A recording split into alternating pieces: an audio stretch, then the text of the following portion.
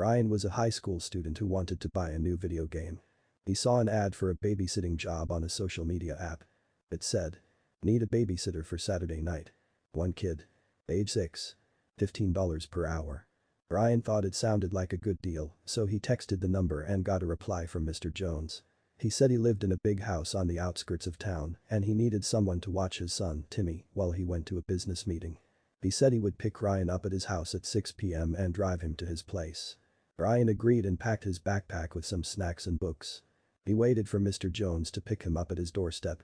He saw a black car pull up and honk its horn. He got in and saw a man wearing a suit and sunglasses. He introduced himself as Mr. Jones and drove off. Brian felt a bit nervous as they drove away from the city and into the countryside. He tried to make some small talk with Mr. Jones, but he didn't seem very friendly. He just nodded or grunted in response. They arrived at a large and isolated house surrounded by trees.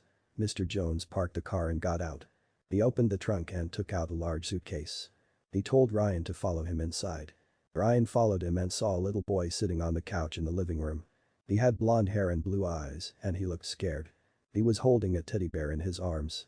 Mr. Jones introduced Ryan to Timmy and told him that he was his babysitter for the night. He said he would be back by midnight and gave him his cell phone number.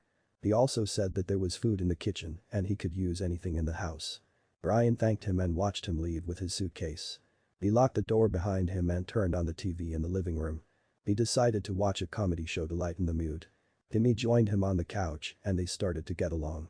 Ryan checked on him every once in a while and he seemed okay. They ate some popcorn, played some cards, and had fun. Around 9 p.m., Ryan heard a loud bang from the basement. Ryan's heart raced as he heard the loud bang coming from the basement.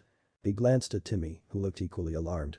Trying not to show his fear, Ryan assured Timmy that it was probably just something falling. And that he would go check it out. Leaving Timmy in the living room, Ryan slowly made his way down to the basement, clutching a flashlight he found on a nearby shelf.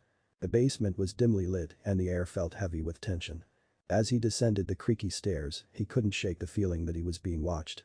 With each step, the sense of unease grew. Ryan tried to dismiss his thoughts, attributing the noise to an old house settling. But as he reached the bottom of the stairs, he froze. There, in the dim light, he saw a chilling sight, a shadowy figure standing in the corner. Panicking, Ryan's mind raced with the possibility of danger. He knew he had to act fast to protect Timmy. Summoning his courage, he called out, "Who's there?" No response. The figure remained motionless, like a haunting specter. Determined not to let fear paralyze him, Ryan cautiously approached the figure. As he got closer, his flashlight revealed the face of a man, wild-eyed. Ryan's heart pounded in his chest, realizing that he had stumbled upon a dangerous intruder. Without a second thought, Ryan turned and sprinted back up the stairs, racing to the living room where Timmy was still innocently playing. He quickly grabbed his phone and dialed 911, frantically explaining the situation to the operator. As he waited for the police to arrive, Ryan took Timmy to his room and locked all the doors and windows, keeping Timmy close. Every noise made him jump, fearing the intruder might return. But he knew he had to stay strong for Timmy's sake.